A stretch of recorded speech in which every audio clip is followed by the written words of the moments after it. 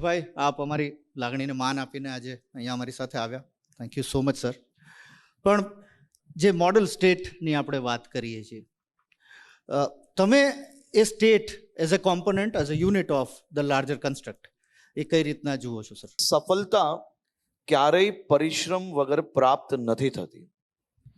મને આજે કહેતા આનંદ થાય છે કે આ 25 વર્ષની યાત્રામાં મોદી સાહેબ અને ગુજરાતની જનતાએ અથાક મહેનત કરી છે. અને અહીંયા બેસેલા એક એક વેપારીઓ સ્ટેજ પર હોય કે નીચે હોય, આ સૌ લોકોએ પોતાના જીવનમાં અને રાજ્યની સફળતામાં જે કંઈ પ્રાપ્ત કર્યું છે તેના માટે પોતાના નિજી જીવનમાં અનેક વસ્તુઓને સેક્રિફાઈસ કરી હશે. અને આપણું મોડલ સ્ટેટ કઈ રીતે બન્યું? તો સૌથી પહેલા કોઈ બી સ્ટેટ એ જ્યાર તક ટ્રાન્સપરન્સી જોડે પોલિસી ડ્રીવન સ્ટેટ ના હોય ત્યાર સુધી એ સ્ટેટના પાયા મજબૂત ના જ થઈ શકે. આપણા દેશની અંદર ગુજરાત એકમાત્ર એવું રાજ્ય છે કે જ્યાં બધા જ ઇન્વેસ્ટર્સ અહીંયા બેઠા છે. પોલિસીથી બહાર જઈને કોઈ બી ઇન્વેસ્ટર્સને કોઈ બી પ્રકારની નવી વ્યવસ્થાઓ આપણા રાજ્યની અંદર ક્યારેય પ્રાપ્ત નહીં થઈ હોય. આપણે 100% ટ્રાન્સપરન્સી જોડે પોલિસીના માધ્યમથી ચાલતું આ રાજ્ય છે, જેનું એડમિનિસ્ટ્રેશન બી પોલિસીના માધ્યમથી ને ટ્રાન્સપરન્સીથી ચાલતું હશે, જેના ઇન્ડસ્ટ્રીયલ ઇન્વેસ્ટમેન્ટ્સ બી બધા પોલિસીના માધ્યમથી આવતા હશે, અને એફડીઆઈ બી આપણા જે કંઈ પોલિસી છે એ પોલિસીના માધ્યમથી જ આપણે ઇન્વેસ્ટમેન્ટ્સ આવે છે. તો ખાસ કરીને દરરોજ સવારે આપણે કહીએ ને કે વેપાર આમ તમે ગરાક જોઈને પડીકું બાંધવાનું કામ ગુજરાતનું નથી. વાહ. આપણે બધા જ માટે એક સરખો વ્યવહાર અને એક સરખા નિયમ જોડે કામ કરતું આપણું રાજ્ય છે. અને આપણા રાજ્યના આ જ મોડલના હિસાબે તમે જોઈ શકો છો કે દેશભરના અનેક રાજ્યોએ આપણું મોડલ ફોલો કરવું પડ્યું. અને આ મોડલ સ્ટેટ ઓફ ઇન્ડિયા કઈ રીતે છે? તમે વિચારો કે તમે ઘણા વર્ષોથી મીડિયા જોડે જોડાયેલા છો. તમે અનેક વર્ષ પહેલા જ્યારે મોદી સાહેબે ગિફ્ટ સિટીનું વિઝન લોકોની સામે મૂક્યું હતું, ત્યારે સો કોલ્ડ એમ કહેવાય ને કે સો કોલ્ડ ઇન્ટેલિજન્ટ જર્નલિસ્ટ દ્વારા અનેક લોકોએ આને દિવસમાં દેખાયેલું સપનું ગણાવેલું. બહુ સાચું. અને મોડલ સ્ટેટ ઓફ ઇન્ડિયાનું આ સૌથી મોટું ઉદાહરણ ગિફ્ટ સિટીના સ્થળમાં જ ગિફ્ટ ઇકોનોમિક ફોરમ હમણાં ચાલી રહ્યું છે. જેને સપનું ગણાવેલું એ સપનાને સાકાર એ આપણી ગુજરાત સરકાર અને ગુજરાતના લોકોએ મોદી સાહેબના વિઝનથી આને સાકાર બી કર્યું. અને ખરેખર આજે ઇન્ટરનેશનલ ફિનટેક સિટીમાં દુનિયાભરમાં નામના ધરાવતી આ gift city A model state of India તરીકે આપણા માટે ખૂબ મોટું અચીવમેન્ટ છે. થોડાક દૂર જાઓ, તમે ધોલેરા જાઓ. બહુ સાચી વાત સર. ઇન્દિરા ગાંધીના સમયથી આપણે સેમિકન્ડક્ટરના સપના જોયા હતા. અનેક પોલિસીઝ આવી, કાગળ પર રહી ગઈ, પરંતુ તમે જુઓ કે ધોલેરામાં ઇન્ડિયાનું સૌથી મોટું ને પહેલું સેમિકન્ડક્ટર ફેબ આવી રહ્યું છે. થોડા દિવસ અગાઉ જ માઇક્રોનનું સેમિકન્ડક્ટર યુનિટ ચાલુ થયું. તો મોડલ સ્ટેટ ઓફ ઇન્ડિયા એ કંઈ ખાલી માત્ર બિલ્ડિંગો બનાવવાથી નથી થતું. એક વ્યવસ્થાઓ જે આપણે વિચારેલી હતી, બધી જ વ્યવસ્થાઓ એક પછી એક ગુજરાતમાં આવી રહી છે. આ જ રીતે ઓટોમોબિલ મેન્યુફેક્ચરિંગ હબ તરીકે ગુજરાતને જ્યારે વિઝન જ્યારે જોયેલું હતું ત્યારે લોકો મજાક ઉડાવતા હતા. આજે કેવલ મારુતિ એક જ કંપની 2028ના એન્ડ સુધી 20 લાખ ગાડીઓ ગુજરાતમાંથી બનાવવાનું છે. આ કોઈ નાની વાત નથી. એટલે ખાસ કરીને લો એન્ડ ઓર્ડરની વાત હોય, મહિલા સુરક્ષાઓની વાત હોય કે વિમેન એમ્પાવરમેન્ટની વાત હોય, યુવાઓને નવા અવસરો આપવાની વાત હોય કે પછી સ્ટાર્ટઅપની વાત કરીએ તો 5 વાર આપણે સલંગ દેશમાં ટોપ નંબર પર રહીએ. એટલે આ બધા જ વિષયોને તમે ભેગા કરો ને એટલે મોડલ સ્ટેટ ઓફ ઇન્ડિયા થઈ શકે છે. અમે આજનો ગિફ્ટ ઇકોનોમિક ફોરમ, સર તમને પણ માહિતી આપું, આજનો આપણો જે અમારો થીમ છે ઇઝ કે ગુજરાત કન્વેન્શનલી ઇકોનોમિકલી આમે તે દેશના નંબર 1 નંબર 2 સ્ટેટ્સમાં હંમેશા રહ્યું જ છે. આપણે જસ્ટ ફોર યોર નોલેજ કે ભૌગોલિક રીતે દેશમાં આપણે 6%માં આવીએ, વસ્તી તરીકે આપણે 5%માં આવીએ છીએ. મેન્યુફેક્ચરિંગ આઉટપુટ આપણું દેશનું 100%માંથી 18% એ ગુજરાતનું છે. આપણી જીડીપી આખા દેશની જીડીપીમાં આપણે 8.3%નો આપણો ભાગ છે. અને દેશની અંદર જે મેન્યુફેક્ચરિંગ એક્સપોર્ટ છે એમાં 33% એ ગુજરાતથી થઈ રહ્યું છે. આ આપણું ગુજરાત રાજ્ય છે સાહેબ. વાહ. અને આ આપણા ગુજરાત રાજ્યના અમે ન્યૂઝ કેપિટલ માર્કેટના લોકો છીએ. એટલે સામાન્ય રીતે કેવું છે કે તમે વહેલી સવારે જાણે કે કાંઈ બહાર નીકળશો ને અહીંયા શું છે એ સમજવા માટે તમારા દિલમાં ગુજરાતીપણું હોય ને ત્યારે જ તમે સમજી શકો કે ગુજરાતે કેટલી મહેનત કરી છે અને મહેનતથી આજે આપણું ગુજરાત બન્યું. ખૂબ ખૂબ મોટી વાત. શેખરભાઈ, હર્ષભાઈ એમ કીધું ખાલી બિલ્ડિંગ બનાવે કામ નથી થતું, તમારે વસાવવું પડે. શેખરભાઈને અભિનંદન આપું છું સાથે સાથે. બિલ્ડિંગ બનાવવા જોડે જોડે એની અંદર જાન ભરવાનું બી કામ કરે છે. તો શેખરભાઈ, આજે નવું જે આખી ઇકોનોમી જે નવી આવી રહી છે, બરોબર, આખું સેમિકન્ડક્ટરની વાત થવા માંડી, ESGની વાત થવા માંડી, બટ બિલ્ડિંગો તો હતા, બની રહ્યા છે. આપણી ઇન્ડસ્ટ્રી કઈ રીતના આને ચેન્જને જુએ છે? એટલે ઓવરઓલ કોઈ પણ ઇન્ડસ્ટ્રી છે ને દેશના વિકાસ ઉપર આધાર રાખતી હોય છે. એટલે જે મોદી સાહેબે એક સપનું આપ્યું છે વિકસિત ભારત 2047, આજે તમને યાદ હોય તો મોદી સાહેબે 5 વર્ષ પહેલા એવું કીધું કે ઇન્ડિયાની ઇકોનોમી $5 ટ્રિલિયન બનશે. સાહેબે કહ્યું એમ સો કોલ્ડ ઇન્ટેલિજન્ટ લોકો એમ કહેતા હતા કે ભારતની ઇકોનોમી $5 ટ્રિલિયન કઈ રીતે બની શકે. પણ આજે આપણું કેપિટલ માર્કેટ, એટલે આજના ફોલ પહેલાનું capital market cap $5 trillion already cross કરી ગઈ છે. એટલે લીડરનું વિઝન હોય અને એને એ લીડર જ્યારે દેશને આગળ વધારે છે ને ત્યારે બધી જ ઇન્ડસ્ટ્રી એની સાથે સાથે આગળ વધે છે. એટલે મોદી સાહેબે 2047માં વિકસિત ભારત, જ્યારે ભારતના 100 વર્ષ પૂરા થાય છે અને ઇન્ડિયાની ઇકોનોમી $30 ટ્રિલિયન હશે, જે આજે $4 ટ્રિલિયન છે. સાહેબે કહ્યું એમ ગુજરાતનો હિસ્સો 8% છે, પોપ્યુલેશન 5% છે.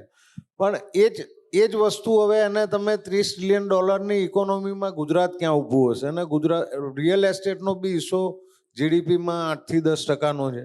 તો 30 ટ્રિલિયનમાં જ્યારે 8%નો હિસ્સો હશે, એ વખતે દર વર્ષે ગુજરાત રિયલ એસ્ટેટ, એટલે ઇન્ડિયન રિયલ એસ્ટેટ માર્કેટ છેલ્લા 15 વર્ષથી 12% CAGR ગ્રો કરી રહ્યું છે.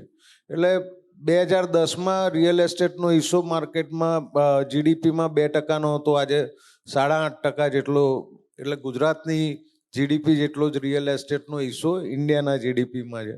એ કોઇન્સાઇડ થાય છે નંબર. પણ ઓવરઓલ જે છે ગવર્મેન્ટની પોલિસી, ગુજરાત સાહેબે કહ્યું એમ કે પહેલાંથી જ પોલિસી ડ્રીવન સ્ટેટ રહ્યું છે. અને પોલિસી ડ્રીવન સ્ટેટ રહ્યું છે એના કારણે જ ગુજરાતનો આટલો વિકાસ થયો છે. અને અત્યારે હવે નેક્સ્ટ લેવલ ગુજરાત આમ કહીએ તો 1.0, એટલે ઇન્ડસ્ટ્રીયલ બૂમ ઉપર આખું ગુજરાતનો ગ્રોથ થયો. આપણે મોટા ઔદ્યોગિક યુનિટો નાખ્યા. હવે નેક્સ્ટ જનરેશનના આપણા ડેપ્યુટી CM છે અને યંગ CM છે. એટલે નેક્સ્ટ જનરેશન ઇકોનોમી, ડિજિટલ ઇકોનોમીની આખી જે વાત છે ને એના માટે અત્યારે પોલિસી બની રહી છે. ટુરિઝમ પોલિસી બની રહી છે. DCM સાહેબના અથાક મહેનતથી આપણે અહીંયા સ્પોર્ટ્સ ઇવેન્ટ્સ, એટલે નોટ ઓનલી કોમનવેલ્થ, પણ 2028માં એક મોટી ઇવેન્ટ છે સાહેબ. 2029માં વર્લ્ડ પોલીસ ગેમ્સ છે, જેમાં 12,000 એથ્લેટ્સ ભાગ લેવાના છે. પછી કોમનવેલ્થ છે તો એમાં 6-7 હજાર એથ્લેટ્સ ભાગ લેશે. એ પછી ઓલિમ્પિક નક્કી જ છે, હર્ષભાઈ લઈ આવવાના જ છે. લઈ આવશે ને હર્ષભાઈ? એટલે આ બધું બેઝિક તો ગુજરાત પાસે ઘણું છે ને આની ઉપર જ હવે આપણે નેક્સ્ટ જે ઇકોનોમી છે, કમિંગ ઇકોનોમી, એમાં આપણે ગ્રોથ કરીશું ને રિયલ એસ્ટેટ તો એનો રસ્તો કરી લેશે. જો એટલે આમ ગમે એમ છે ને, શેખરભાઈ તમે ભૂલી ગયા. હું કહું છું કે છેલ્લા 2 દશકા બી ગુજરાતના જ હતા અને આવનારો દશકો બી ગુજરાતનો જ છે ને, ઐતિહાસિક દશકો. કાલનો એક સિંગલ દાખલો, જ્યારે દુનિયાભરના લોકોએ આ દુનિયાનું સૌથી મોટું ક્રિકેટ સ્ટેડિયમ બનાવવા પર પ્રશ્ન ઉઠાવેલો ને, કાલનો એક દાખલો તમે જુઓ. દર વર્ષે આવી 4-5 ઇવેન્ટ જ્યારે નરેન્દ્ર મોદી સ્ટેડિયમમાં આ લેવલની આવતી હોય, એના સિવાયની મેચીસ જુઓ તમે.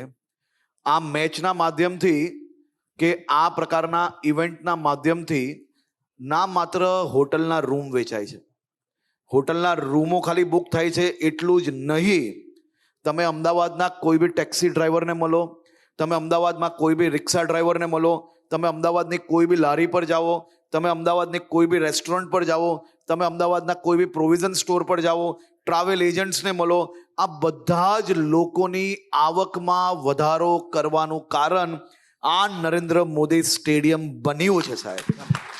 કોઈ બી દિવસ ઇન્ફ્રાસ્ટ્રક્ચર જે બને એનું ફ્યુચરિસ્ટિક પ્લાન જોવું પડે. આજના દિવસે તમે આ કેમ બનાવ્યું એ પ્રશ્ન ઉઠાવવાવાળા લોકો એ કોઈ અમારા પોલિટિકલ માત્ર ને માત્ર રાઇવલીના કારણે આ સ્ટેટમેન્ટ નથી આપતા. આ લોકો ગુજરાતનો વિકાસ કઈ રીતે અટકાવાય તેના ઓપરેશનમાં છેલ્લા 20 વર્ષથી મહેનત કરે છે, પરંતુ ગુજરાતની જનતા એ ખૂબ હોશિયાર છે, તેથી આજે આપણું ઇન્ફ્રાસ્ટ્રક્ચર આ લેવલ સુધી પહોંચ્યું છે.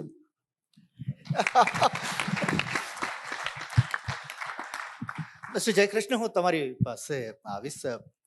સરે વાત કરી કે અને શેખરભાઈ Surpura, we are a policy driven state, અને નવી જે પણ transparency wise we are looking at creating lot of charters ahead. As an industry representative, how do you see contributing towards the larger cause of Gujarat? Thank you, Maulik bhai. First of all, congratulations on this day કે આજે તમે આ ચેનલનું શરૂઆત કરી અને ગુજરાતના કોઝને તમે આગળ લઈ જશો. અને એક લાઈન ખાલી હું ક્વિકલી બોલું જે મને બહુ ઇમ્પ્રેસિવ લાગી, તમારા રનઅપમાં પણ હતી અને તમારા સ્પીચમાં પણ. ન્યૂઝનું જે ખાસિયત છે આજે એ બ્રેકિંગ ન્યૂઝ થઈ ગયું છે. એના બદલે તમે એને કન્વર્ટ કરીને કન્ટેન્ટ અને રિસર્ચ બેઝ ક્વોલિટી ન્યૂઝમાં કન્વર્ટ કરવા જે જઈ રહ્યા છો તે બદલ ખૂબ ખૂબ આપને શુભેચ્છાઓ અને ખૂબ લાગણીઓ.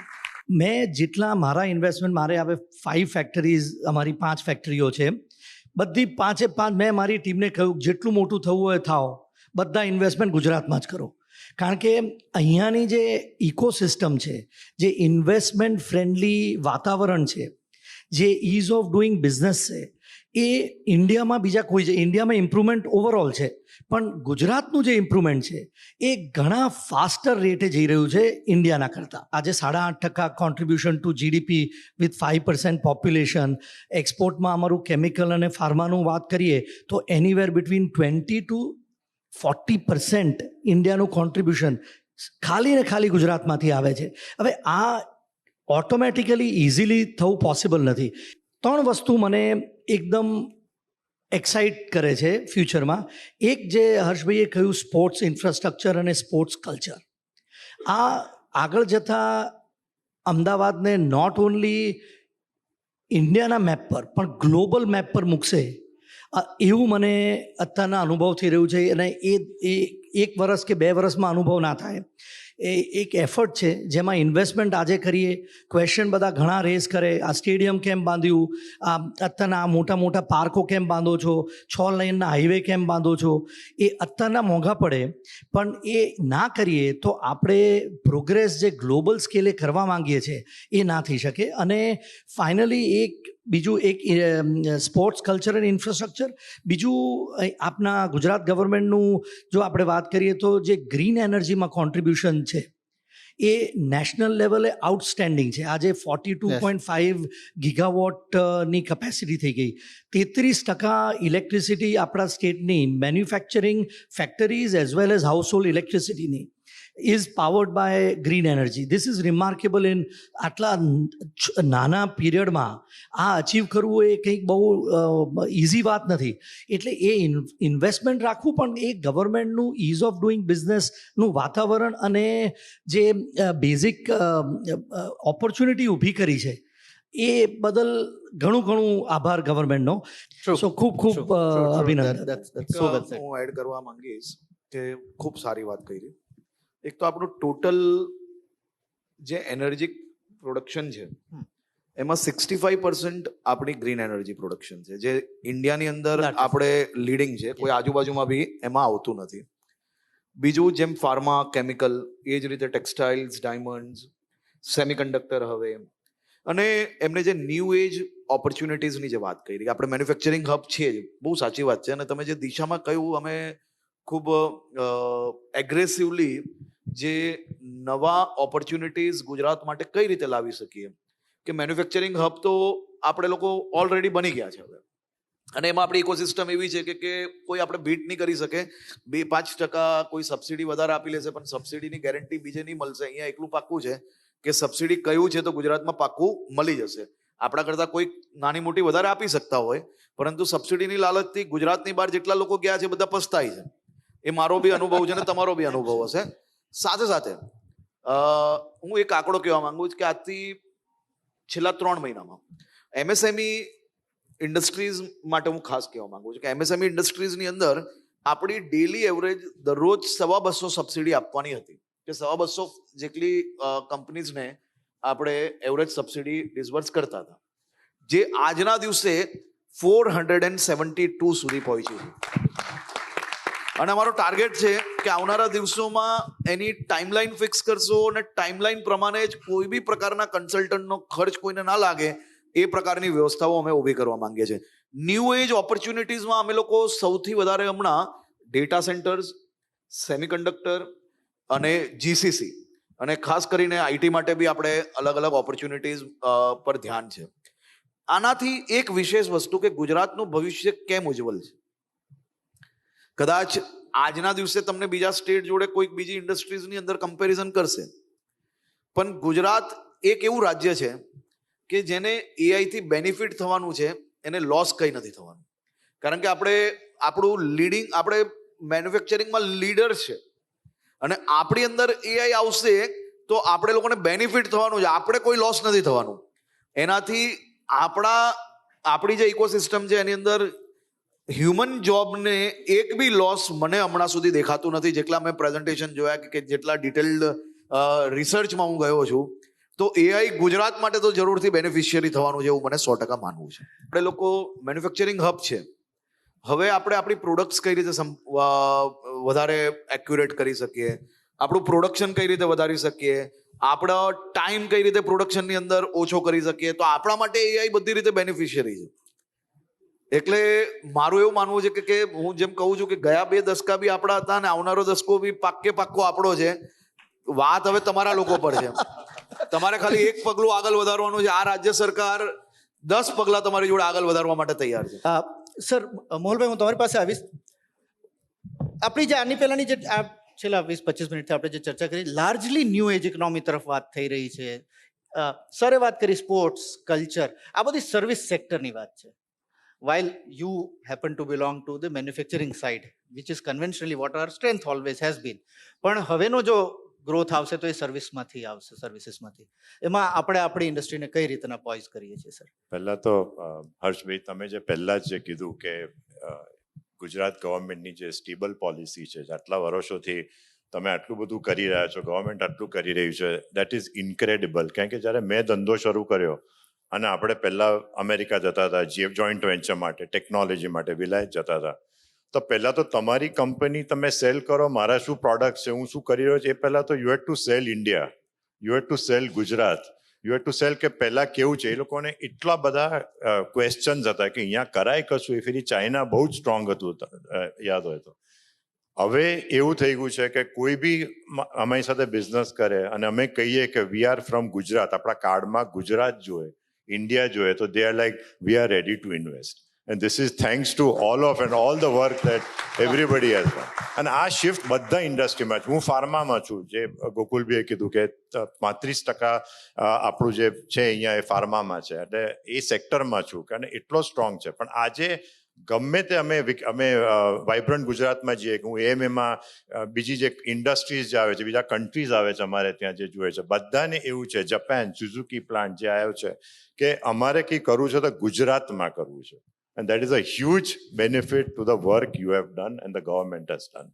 તો વિકસિત ભારત આપણે કરવું છે, આપણે બધાને વિકસિત ભારત કરવું છે, પણ વિકસિત ભારત કરવા માટે વિકસિત હેલ્થ, આપણું જે હેલ્થ છે એ બી એ સેક્ટરમાં બહુ જ બધા છે ને. Gujarat is really the model for that. HPVનું વેક્સિનેશન, HPVનું સ્ક્રીનિંગ, જે આજે હિન્દુસ્તાનમાં એટલું બધું નથી થતું, પણ ગુજરાતે એટલું બધું રીતે કરીને મેકિંગ ઇટ ઓલમોસ્ટ મેન્ડેટરી કે 14 વર્ષની છોકરી હોય. અને હું તમને કહું એના ગ્લોબલ ઇમ્પ્લિકેશન. આજે જ્યારે તમે વર્લ્ડ સાથે કમ્પેર કરો તો HPV એ આપણે એને જો તમે સ્ક્રીન બરાબર ના કરો તો સર્વાઇકલ કેન્સર થઈ શકે. right. ઇન્ડિયામાં આજે I think 200-300 women dye per day. આજે સેક્ટર્સની વાત થઈ તો ગુજરાતનો જે જીડીપી છે એમાં ઇન્ડસ્ટ્રીનું યોગદાન 50% છે, સર્વિસ સેક્ટરનું યોગદાન 40% છે અને એગ્રીકલ્ચર સેક્ટરનું યોગદાન 10% છે. એટલે આપણું જે સર્વિસ અને ઇન્ડિયામાં સર્વિસ સેક્ટરનું યોગદાન 60% છે Yes. જીડીપીમાં. અને આપણે even GST collection B in future આપણું સર્વિસ સેક્ટર જેટલું ગ્રોથ થશે, કારણ કે મેન્યુફેક્ચરિંગની અંદર આપણું જે જીએસટી કલેક્શન છે એને જેટલું બેનિફિટ સ્ટેટને થશે એના કરતાં અનેક ગણું વધારે આપણે સર્વિસ સેક્ટરની અંદરથી હું એ જ ગ્રોથ મળી કહેવા શકશે. અને જઈ આપણો રહ્યો લેગ આપણે આવનારા દિવસોમાં આપણું વિઝન અને મિશન એ બેઉ સર્વિસ સેક્ટર તરફ એગ્રેસિવલી આગળ વધવાનું છે. હું એ જ કહેવા જતો હતો કે આપણું 40% સર્વિસ સેક્ટરમાં છે એટલે આપણી પાસે ઓપોર્ચ્યુનિટી છે. ખૂબ મોટી ઓપોર્ચ્યુનિટી. ગિફ્ટ ઇકોનોમિક ફોરમની એકચ્યુઅલી કલ્પના અને જે ઇન્સ્પિરેશન કહી શકીએ એ ડાવોસથી આવ્યું છે, કે જ્યાં વિશ્વના બધા કોમર્સ અને ઇન્ડસ્ટ્રીના લોકો ભેગા થાય અને એક દિશા નક્કી કરે કે socio economic development of the world in the next decade કઈ રીતના થઈ શકે. ગિફ્ટનું પણ એક અમારું પોતાનું ગિફ્ટ ઇકોનોમિક ફોરમનું વિઝન છે કે આ એક મંચ એવું બની શકે કે જ્યાં રાજ્યના બધા દેશના બધા રાજ્યના લોકો ભેગા થઈ શકે અને દેશને કઈ રીતના આગળ લઈ જાવ એ દિશા નક્કી થઈ શકે. હેવિંગ સેડ દેટ, સર, આ વર્ષે આપ દાવોસમાં ગુજરાતને રેપ્રેઝેન્ટ કર્યું. ગુજરાત જેવા સ્ટેટને ઇન્ટરનેશનલ લેવલ પર, એટલે ગુજરાત રાજ્યની એક કલ્પના બધાને શું નરેન્દ્રભાઈ મોદીનું સ્ટેટ છે, પણ એ ઇકોનોમિક પાવર હાઉસ આવડું મોટું છે સર, એ કઈ રીતના તમે ત્યાં એસ્ટાબ્લિશ કર્યું? ડાવોસ અમે લોકો કોઈ MOUs માટે કે એના માટે નતા ગયા. આપણે મેન્યુફેક્ચરિંગ સેક્ટરની અંદર ઇકોસિસ્ટમ બનાવવામાં ઘણા વર્ષોથી આપણે સફળતા પ્રાપ્ત થઈ ગઈ છે, પરંતુ આજના ટાઈમમાં હવે નવી ઓપોર્ચ્યુનિટીઝ આપણે આપણા સ્ટેટ માટે શું લાવી શકીએ એ એક્સપ્લોર કરવા માટે ગુજરાત દાવોસમાં હતું. અને ખાસ કરીને હું એવું માનું છું કે ટીમ ગુજરાતે એમાં ખૂબ સારું પરફોર્મન્સ રહ્યું અને ખાસ જે અમારી જે મિટિંગ્સ હતી, જે ડિસ્કશન્સ હતા એ ફ્રૂટફુલ બી રહ્યા અને માત્ર ડાવોસ પૂરતા એ સીમિત નથી રહ્યા. અમારા કન્ટિન્યુઅસ ડાયલોગ ઘણા બધા સેક્ટર્સની અંદર ચાલુ છે અને હું એવું માનું છું કે કોઈ બી એક બિઝનેસ ફોરમમાં તમે મિટિંગ્સ કરીને આવી જશો ને જો એના કન્ટિન્યુઅસ ડાયલોગ નહીં ચાલશે તો પછી એ બિઝનેસ ફોરમના ખાલી ફોટો ઓપોર્ચ્યુનિટીઝ જ રહેતી હોય છે. પરંતુ અમે થોડું અમારી એની અંદર સિસ્ટમ હજી વધુ ફૂલ પ્રૂફ કરવા માટે અમારા કન્ટિન્યુઅસ ડાયલોગ જે અમારા ઇન્ટરેસ્ટેડ સેક્ટર્સ છે એની અંદર હમણાં બી ચાલુ છે. અને એના પછી તમે જુઓ તો ઘણી બધી કન્ટ્રીઝના, ઘણી બધી કંપનીઝના ડેલિગેશન ડાવોસ પછી હમણાં તક 13 થી વધારે કંપનીઝ એવી છે કે ડાવોસમાં જે ફર્સ્ટ ટાઈમ ગુજરાતને મળી અને એ લોકોએ ગુજરાત એમના સિનિયર ઓથોરિટીઝ દ્વારા વિઝિટ બી થયું છે અને એના કન્ટિન્યુઅસ ડાયલોગ બી અમારા ચાલુ છે. ખાસ કરીને ડાવોસ ગુજરાત માટે કંઈ બહુ મોટું પેલું કહી લઈએ કે કંઈ એવોર્ડ લઈ લેવા જેવું હું નથી માનતો, કારણ કે ગુજરાત એ વર્ષોથી ઇન્ટરનેશનલી વેલ નોન સ્ટેટ છે. પણ એક ઇન્ડિયન તરીકે મને ખૂબ ગર્વ થયો કે ઇન્ડિયન પેવિલિયનની બહાર વહેલી સવારથી જ આમ દુનિયાભરના લોકોની ભીડ લાગી જતી હોય. એક ઇન્ડિયન તરીકે મને એટલે પ્રાઉડ ફીલ થતું હતું કે મારા દેશના 2 એવા રાજ્ય આસામ હોય કે ઝારખંડ હોય, ક્યારેય કોઈએ કલ્પનામાં એવું વિચારેલું હતું કે ડાવોસમાં જઈને એ પોતાના સ્ટેટ માટે, પોતાના સ્ટેટના યુવાનો માટે ઇન્વેસ્ટમેન્ટ લાવવા માટે એ લોકો મહેનત કરતા હોય.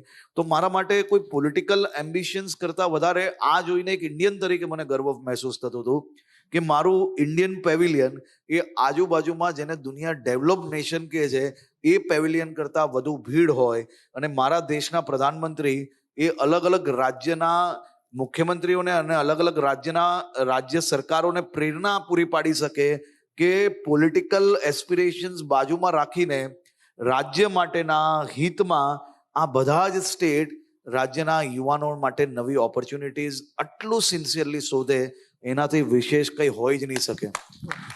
અને સાહેબ હું પક્ષ વિપક્ષ કે કોઈ અમારા વિચારધારાના લોકો હોય કે કોઈ બીજા હોય એના વગરની વાત કરું છું કે આ તમામ લોકો વહેલી સવારે -20 ડિગ્રીની અંદર ત્યાં આવીને પોતપોતાના સ્ટેટ માટે કામ કરતા મેં નજરે જોયા છે. ઇન્ડિયાએ શું અચીવ કર્યું છે એ જાણવું હોય ને તો આ દ્રશ્ય જોવા જોઈએ. ઇન્ડિયાએ એ અચીવ કર્યું છે અને હું ખાસ કરીને સાહેબને એટલે આભાર માનું છું, મોદી સાહેબને એટલે આભાર માનવો જ પડે એક યુવાન તરીકે, કે મારા દેશની સ્પિરિટ બદલવામાં એમને જે અચીવમેન્ટ કર્યું છે એનાથી મોટો વિષય કંઈ હોય જ ના શકે. અમે ભાગ્યશાળી છીએ ન્યૂઝ કેપિટલ માર્કેટના મંચ પર હર્ષભાઈ આજે આવ્યા, શેખરભાઈ, ગોકુલભાઈ, મોહલભાઈ, આપ સૌ આજે અહીંયા પધાર્યા. ગુજરાત એક મોડલ સ્ટેટ ઓફ ઇન્ડિયા છે જ, બનેલું જ રહેશે. અને હર્ષભાઈ જેવા પેશનેટ લોકો છે તો ઇન્ડિયા પણ એક model country of the world બનવા જઈ રહ્યું છે. એના વિશે કોઈ સેકન્ડ થોટ્સ ના હોઈ શકે. Thank you so very much, આપ સૌ આવ્યા.